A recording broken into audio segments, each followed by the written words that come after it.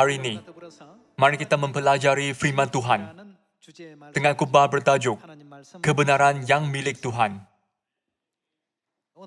Sebelum mulakan khotbah, biar saya beritahu sebuah cerita. Cerita ini dapat bantu Anda mempelajari khotbah pada hari ini. Ada kelas matematik di sebuah sekolah rendah. Cikgu menulis soalan di atas papan hitam.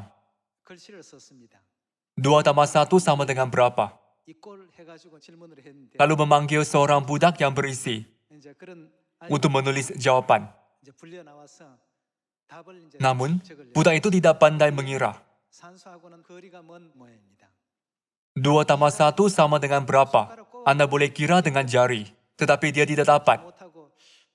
Sambil menggaru-garu kepala, dia berfikir, apakah jawapannya? Dan menoleh ke belakang. Kawannya memberitahu dia jawapannya ialah 3. Namun, daripada tulis 3 di papan hitam, dia tulis OK dan balik duduk dengan bangga. Kawannya ajar 1, 2, 3. Jadi jawapan ialah 3. Namun, dia salah anggap itu ialah OK. Dan tulis 2 tambah 1 sama dengan OK. Dan balik ke tempat duduk. Apabila saya dengar, saya berfikir, bagaimanakah kita harus terima firman kebenaran yang diberi Tuhan? Jawapan betul atau salah bergantung pada sama ada kita memahaminya sebagai OK atau tidak. Bukankah itu sangat penting? Tiada orang akan menulis OK kerana tidak tahu jawapan untuk 2 tambah 1. Mungkin ada membuat cerita ini untuk ketawa.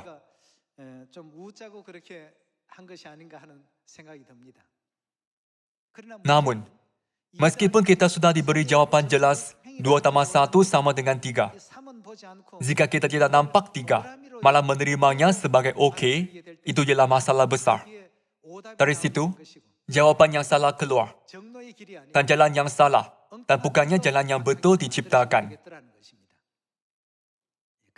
Kini, untuk memimpin manusia ke syurga kekal, Tuhan memberi banyak firman kebenaran dalam Alkitab dan menyampaikannya kepada umat syurga di bumi melalui para nabi.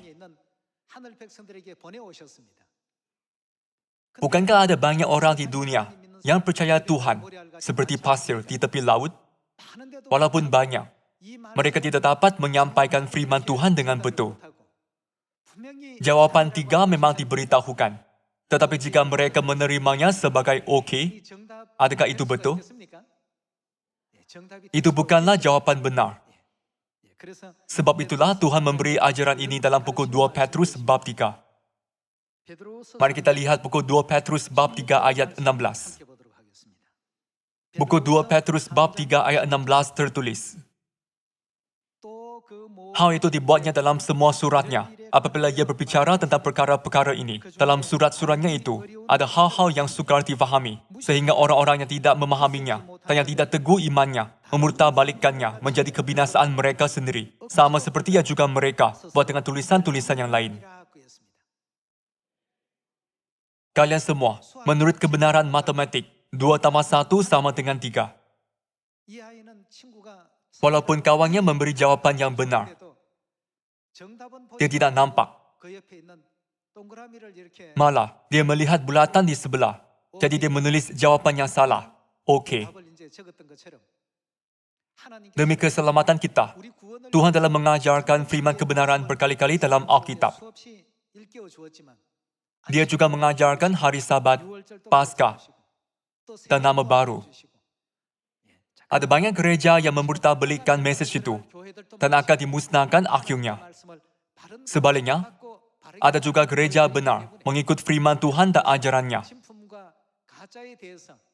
Mari kita lihat ajaran Tuhan dalam buku Yeremia bab 5. Apakah benar dan apakah palsu? Mari kita buka buku Yeremia bab 5. Bab 5 ayat 10 tertulis, naiklah ke kebun anggurnya yang bertangga-tangga. Rusakkanlah, tetapi jangan membuatnya habis lenyap. Buanglah carang-carang pokok anggurnya. Sebab semuanya itu bukan kepunyaan siapa? Tuhan. Tuhan suruh buang semua yang bukan kepunyaannya. Maksudnya, memusnahkannya. Dalam buku Yeremia bab 5, Tuhan suruh buang semua yang bukan kepunyaannya. Teruskan dengan buku Matius bab 15. Buku Matius bab 15. Buku Matius bab 15 ayat 13 tertulis. Jawab Yesus, setiap tanaman yang tidak ditanam oleh Bapa-Ku yang di syurga akan bagaimana? Dicabut dengan akar-akarnya. Maksudnya akan dimusnahkan oleh Tuhan. Mari kita lihat ayat 14. Dicabut dengan akar-akarnya. Biarkanlah mereka itu. Mereka orang buta yang menuntun orang buta. Jika orang buta menuntun orang buta, pasti keduanya jatuh ke dalam lubang. Sini, kita dapat melihat dalam buku Matius bab 15 ayat 13 dan 14 bahwa semua yang tidak ditanam oleh Bapa Syurgawi akan dimusnahkan.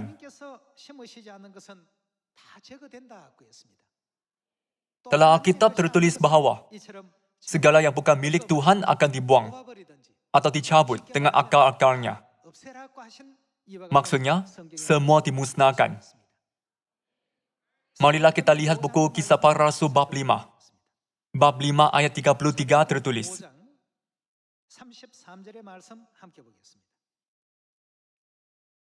Mendengar perkataan itu sangatlah tertusuk hati mereka dan mereka bermaksud membunuh rasul-rasul itu. Tetapi seorang Farisi dalam mahkamah agama itu, yang bernama Gamaliel, seorang ahli Taurat yang sangat dihormati seluruh orang banyak, bangkit dan meminta supaya orang-orang itu disuruh keluar sebentar. Sesudah itu ia berkata kepada sidang, "Hai orang-orang Israel, pertimbangkanlah baik-baik apa yang hendak kamu perbuat terhadap orang-orang ini. Sebab dahulu telah muncul si Teudas yang mengaku dirinya seorang istimewa dan yang mempunyai kira-kira 400 orang pengikut.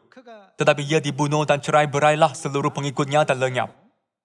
Sesudah dia, pada waktu pendaftaran penduduk, muncullah si Yudas, seorang Galilea, yang menyeret banyak orang dalam pemberontakannya. Tetapi ia juga tewas dan cerai-berailah seluruh pengikutnya.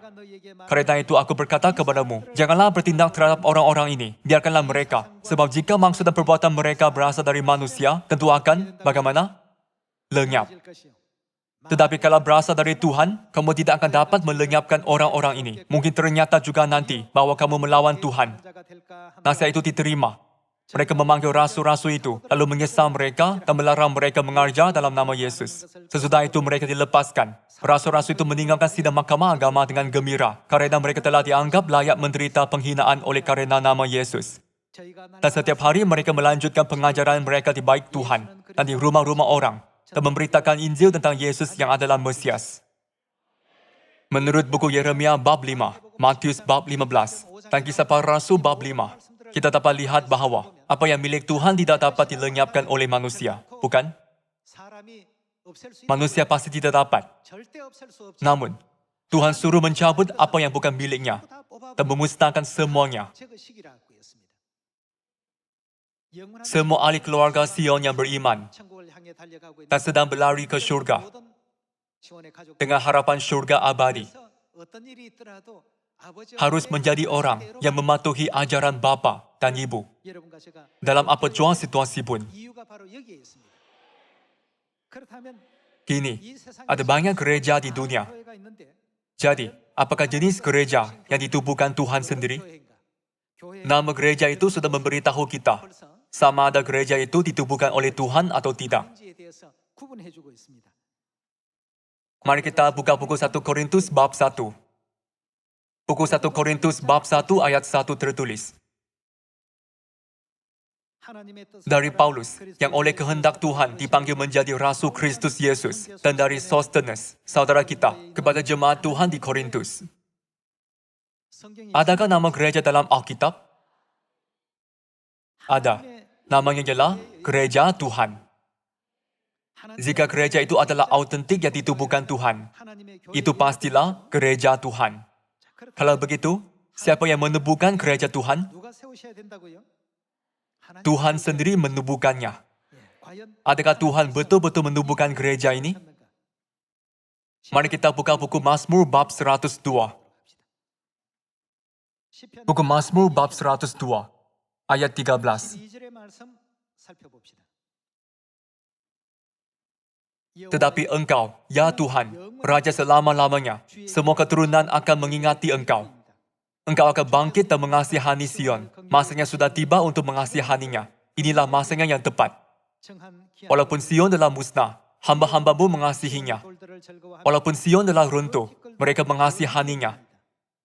Bangsa-bangsa akan takut kepada Tuhan. Semua raja di bumi akan takut terhadap kuasanya. Apabila Tuhan, apa? Membina Sion semula. Dia akan menyatakan keagungannya. Menurut ramalan Alkitab, siapa akan menubuhkan gereja Tuhan yang menyambut perayaan Tuhan? Pastilah Tuhan. Sion tidak ditubuhkan sesiapapun. Tuhanlah yang pasti akan menubuhkannya. Tentang gereja yang akan ditubuhkan Tuhan, marilah pastikannya sekali lagi melalui Kisah Para Rasul bab 20. Buku Kisah Para Rasul bab 20 ayat 28. Bab 20 ayat 28 tertulis, "Karena itu jagalah dirimu dan jagalah seluruh kawanan, karena kamulah yang ditetapkan Roh Kudus menjadi penilik untuk bagaimana? Menggembalakan jemaat Tuhan yang diperolehnya dengan darah anaknya sendiri." Tuhan menubuhkan gereja ini dengan darah sendiri. Gereja ini ialah gereja Tuhan yang direkod Rasul Paulus dalam buku 1 Korintus bab 1. Tuhan memperoleh gereja Tuhan dengan apa? Darah perjanjiannya. Gereja Tuhan ditubuhkan dengan darah yang berharga dari kebenaran pasca perjanjian baru.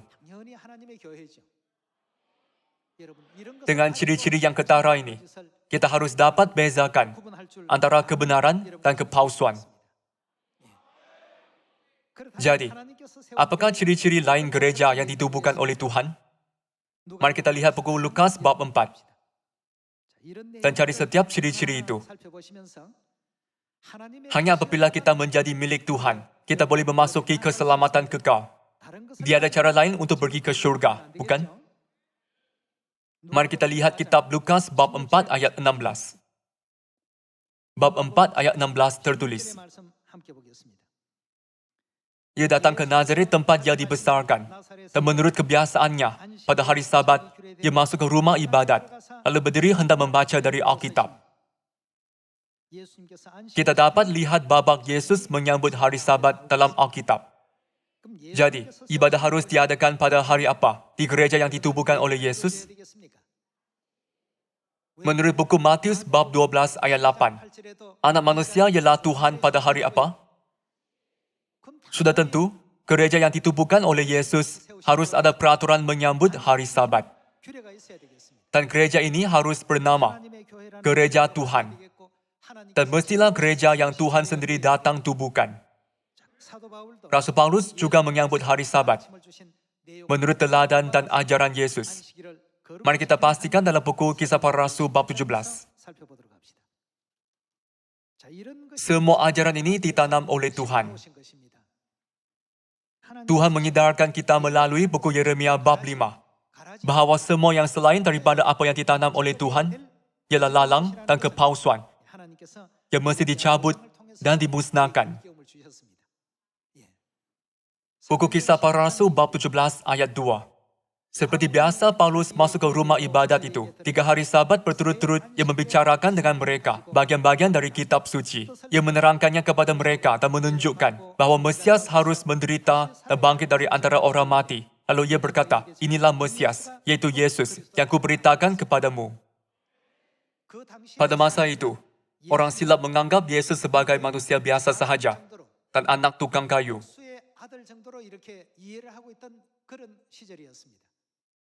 Namun, Rasul Paulus berbicara dengan mereka dari kitab suci dan berkata, "Yesus yang kamu panggil anak tukang kayu ialah Mesias, yaitu Kristus yang kita nantikan." Begitulah dia bersaksi dan menginjil setiap hari Sabat. Dia mengajar orang firman kebenaran setiap hari Sabat. Dalam arti kata lain, adakah dia menyambut hari Sabat atau tidak? Sudah tentu dia ada.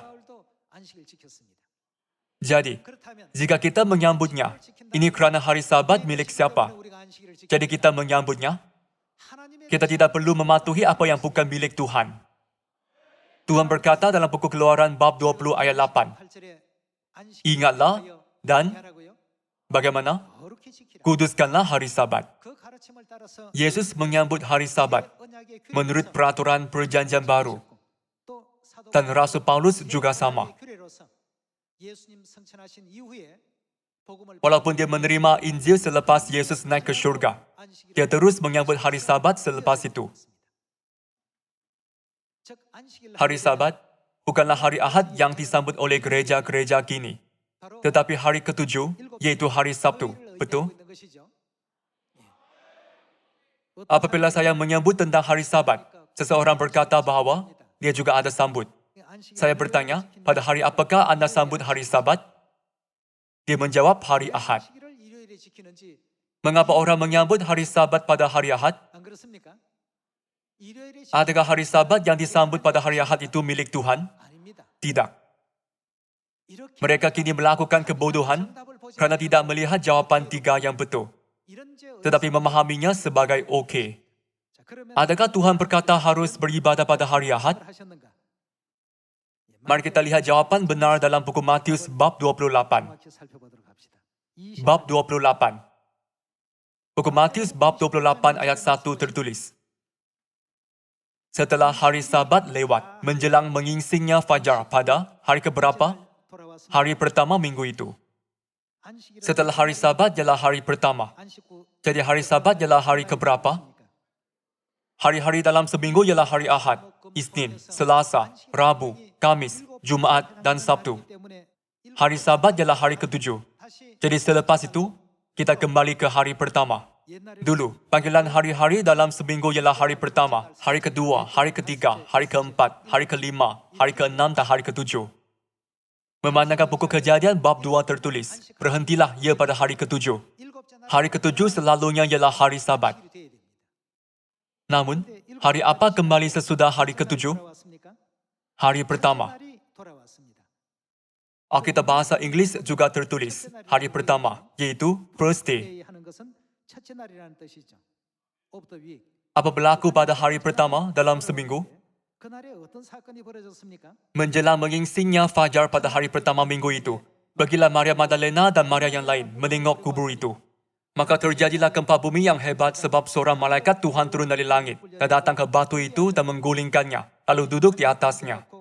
Wajahnya bagaikan kilat dan pakaiannya putih bagaikan salju. Dan penjaga-penjaga itu gentar ketakutan dan menjadi seperti orang-orang mati. Akan tetapi, malaikat itu berkata kepada perempuan-perempuan itu, janganlah kamu takut, sebab aku tahu kamu mencari Yesus yang disalibkan itu. Ia tidak ada di sini, sebab ia telah bangkit, sama seperti yang telah dikatakannya. Maksudnya kebangkitan. Kebangkitan berlaku pada hari berapa? Hari pertama.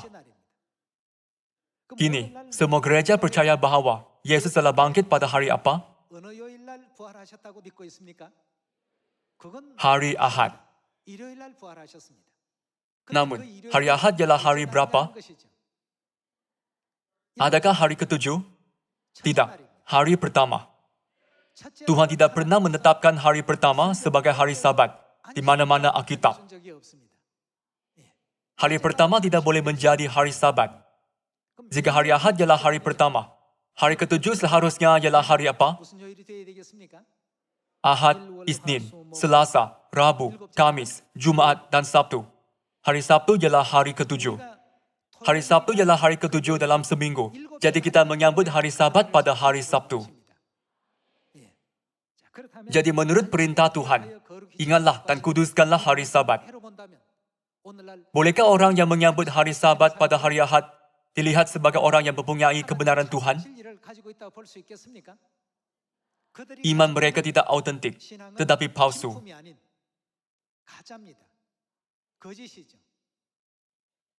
Itu adalah palsu berdasarkan firman Alkitab. Tuhan berkata, buanglah semua yang bukan kepunyaan Tuhan, rosakkanlah. Untuk berbuat demikian, Bukankah kita harus pergi ke seluruh bangsa, ajar mereka apa yang benar, tak apa yang salah, serta bimbing mereka kepada ajaran benar? Apakah yang diperintahkan Tuhan? Apakah kebenaran yang diajarkannya kepada kita untuk bimbing kita ke syurga dan jalan keselamatan?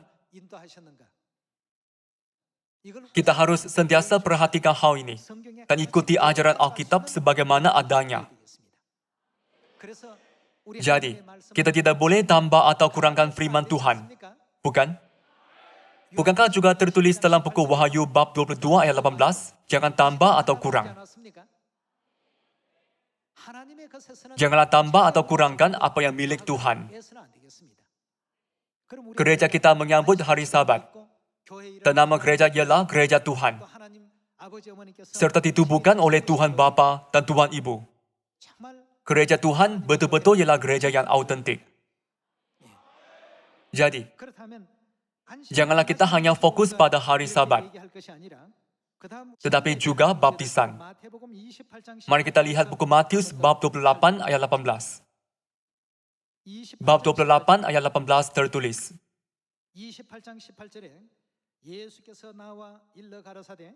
Yesus mendekati mereka dan berkata, "Kepadaku telah diberikan segala kuasa di syurga dan di bumi. Karena itu pergilah, jadikanlah semua bangsa muridku, dan baptislah mereka dalam nama Bapa dan Anak dan Roh Kudus. Dan ajarlah mereka melakukan segala sesuatu yang telah kuperintahkan kepadamu."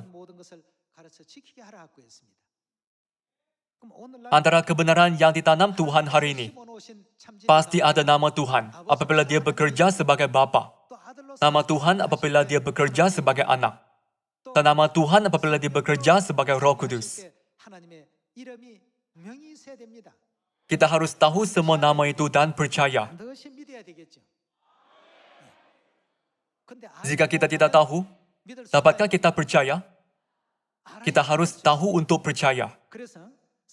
Sebab itulah Nabi Yesaya meramal dalam buku Yesaya bab 51. Mari kita lihat buku Yesaya bab 51 ayat 3.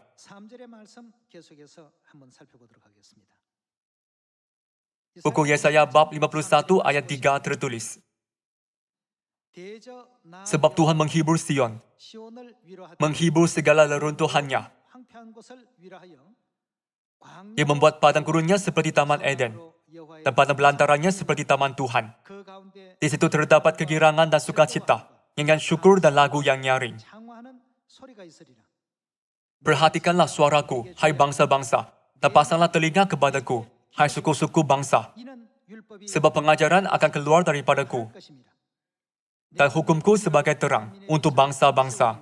Dalam sekejap mata keselamatan yang daripadaku akan dekat, kelepasan yang kuberikan akan tiba. Arahkanlah matamu ke langit dan lihatlah ke bumi di bawah, sebab langit lenyap seperti asap. Bumi memburuk seperti pakaian yang sudah usang, dan penduduknya akan mati seperti nyamuk. Tetapi kelepasan yang kuberikan akan tetap untuk selama-lamanya, dan keselamatan yang daripadaku tidak akan berakhir. Dengarkanlah aku, hai kamu yang mengetahui apa yang benar, hai bangsa yang menyimpan pengajaranku dalam hatimu. Janganlah takut jika diaibkan oleh manusia, dan janganlah terkejut jika dinista oleh mereka.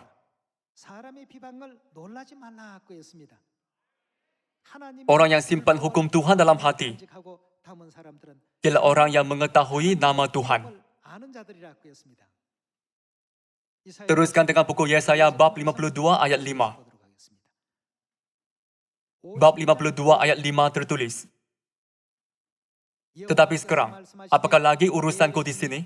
Demikianlah firman Tuhan. Umatku sudah dirampas begitu saja. Mereka yang berkuasa atas dia memegahkan diri. Demikianlah firman Tuhan, dan namaku terus dihujat sepanjang hari. Sebab itu umatku akan mengenal namaku."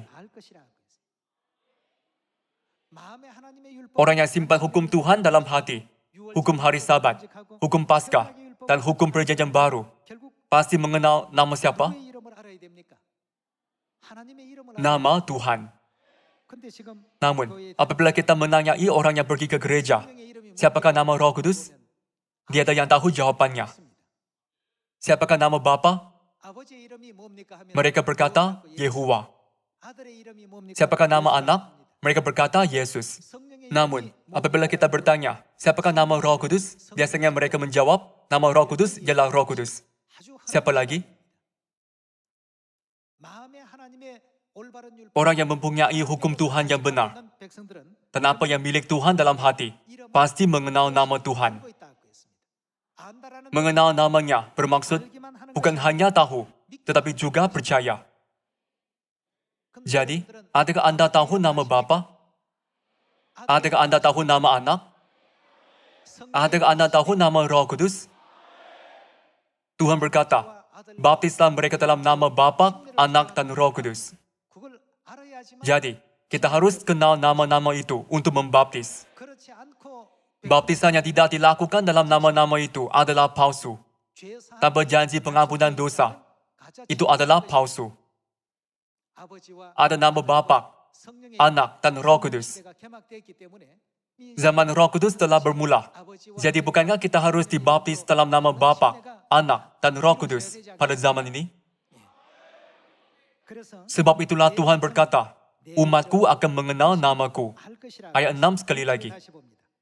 Sebab itu umatku akan mengenal namaku. Dan pada waktu itu, mereka akan mengerti bahwa akulah dia yang berbicara, ya aku.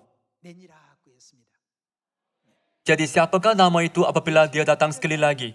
Pada zaman Roh Kudus, selain daripada nama Yesus, Alkitab bernubuat bahwa Tuhan akan datang ke bumi dengan nama baru, yaitu An Sang Hong. Janganlah terima sembarang baptisan. Yesus minta kita agar membaptiskan orang dalam nama Bapa, Anak, dan Roh Kudus. Apabila kita memberi baptisan yang bermaksud pengampunan dosa. Jadi, boleh dikatakan bahwa apabila kita dibaptis dalam nama Bapa, Anak, dan Roh Kudus, baptisan itu adalah sempurna. Bukan? Kita semua telah menerima baptisan yang begitu sempurna. Dengan kebenaran ini, marilah kita bandingkan gereja-gereja di dunia dengan gereja Tuhan dan mengetahui yang mana satu adalah autentik dan mana satu adalah palsu melalui Alkitab yang diberi Tuhan. Kemudian, Anda pasti akan faham gereja yang mana satu adalah benar. Pada zaman Roh Kudus, bolehkah kita hanya tahu nama Roh Kudus? Menurut buku Wahyu bab 22, siapakah muncul bersama dengannya? Kita harus beriman kepada roh dan pengantin perempuan. Mari kita lihat buku Wahyu bab 22. Bab 22 ayat 17 tertulis. Roh dan pengantin perempuan itu berkata, marilah. Dan barang siapa yang mendengarnya, hendaklah ia berkata, marilah. Dan barang siapa yang haus, hendaklah ia datang. Dan barang siapa yang mau, hendaklah ia mengambil air kehidupan dengan cuma-cuma. Pada akhir zaman Roh Kudus ini, roh dan pengantin perempuan berkata, marilah. Jadi kita harus pergi ke gereja yang ada roh dan pengantin perempuan untuk menerima keselamatan dan kehidupan kekal. Ini bukanlah ajaran ahli falsafah dahulu atau guru sekolah. Tetapi ajaran siapa? Inilah ajaran Tuhan yang telah ditanamnya, miliknya, yang diberitahukannya kepada manusia.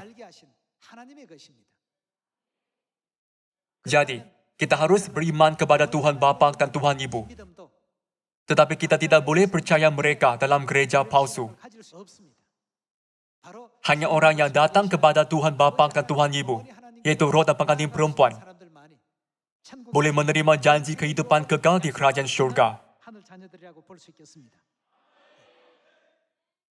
Kalian semua, walaupun ada orang mengetahui hari Sabat dan Paskah, mereka tidak boleh dikatakan beriman betul kepada Tuhan tanpa mengenali Tuhan Ibu. Semua ini akhirnya bimbing kita kemana? Kepada roh dan pengantin perempuan. Kita harus kenal Tuhan Bapa dan Tuhan Ibu untuk menjadi anak syurgawi, bukan? Kita ada Tuhan Bapa dan juga Tuhan Ibu. Marilah kita ingat sekali lagi bahwa kebenaran ini ialah milik Tuhan dan adalah autentik. Dengan harap kalian semua mengisytiharkan kebenaran ini kepada semua orang di dunia. Saya tamatkan khutbah. Sekian, terima kasih.